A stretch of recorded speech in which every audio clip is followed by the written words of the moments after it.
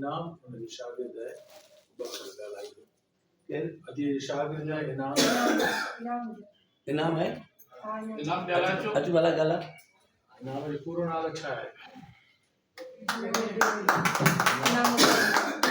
इनामुद्दीन उॼण। ऐं केमिस्ट्री जो शागिर्द आहियां वैसे, पर मुंहिंजो अदब सां तमामु घणो तालुक़ु रहियो आहे। क्लास 9 खां वठी मूंखे मतिलबु हिन लाइ फुली तयारु न आहियां, छो करे स्पीकर्स जी फर्स इलाही डिघी हुई, पर जेतोणीकि बुक पढ़ियो आहे ऐं हिन बुक ते पंहिंजो जेको आहे सो सोच ऐं फ़िक्र तव्हांखे वंडींदुमि। त कहाणी हिकु अहिड़ो मजमूओ आहे, जीअं हाफ़िज़ वारी हिकु कहाणी हुई, उनखे असां लाउडली नथा चई सघूं या कंहिं प्लेटफॉर्म ते नथा चई सघूं, पर असां कहाणी उहा सिन्फ़ आहे अदब जी जंहिंमें असां हक़ु सच माण्हुनि खे मतिलबु स्क्रीन ते आणे सघूं था। उहा कहाणी जी सिन्फ़ आहे। ऐं ॿियो दोस्तोयेव्स्की चयो आहे त माण्हू उहो अज़ीम थींदो आहे जंहिं वटि दर्दु हूंदो आहे। ऐं मुंहिंजे सम्झ में त दर्द ई उहा शइ आहे जेका तख़लीक़ जी माउ आहे।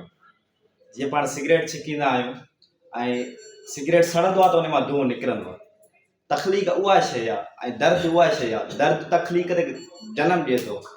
ऐं असांजो ही औरत जो जेको किताबु आहे इहो एॾो निमाय आहे, इहो असांखे अट्रैक्टिव छो थो लॻे? छो करे औरत अज़ीम आहे। अज़ीम इन करे आहे छो करे उहा दर्द जे अंदरि दॿायल आहे। उन करे हीअ जेका तख़लीक़ आहे, हीअ जेके कहाणियूं आहिनि, आउं चवंदो हर माण्हू खे पढ़णु घुरिजनि ऐं हर औरत ताईं हीअ कहाणियूं रसनि त असांजो जेको समाज आहे उहो कहिड़ी मतिलबु मज़लूमियत मां गुज़री रहियो आहे। ऐं आउं हिन किताब खे वरी प्रमोट कंदुसि ऐं हिन ते मूं पंहिंजो जेको आहे सो जेको आहे सो छा चवंदा आहिनि मक़ालो लिखियो आहे, उहो जल्द आउं पंहिंजो सोशल मीडिया प्लेटफॉर्म ते पेश कंदुसि। ऐं इन द एंड हिन लफ़्ज़नि खे हिन किताब खे आउं इहो ई चवंदुसि त मतिलबु औरत पाण पुनु आहे। औरत पाण पुनु आहे। इन लफ़्ज़ जो मक़सदु छा आहे? त मतिलबु औरत खे कंहिं महबूब जी ज़रूरत न आहे। पुनु हुते पाण वेठो आहे हिकु जॻह ते ऐं औरत पाण ई पुनु आहे। मतिलबु स्ट्रगलिंग ऐं उनजी जेको आहे सो सक्सेसनेस ऐं मंज़िल उहा औरत पाण हिकु मंज़िल आहे। औरत जाखोड़ करे पई, पर पुनु पाण ई आहे।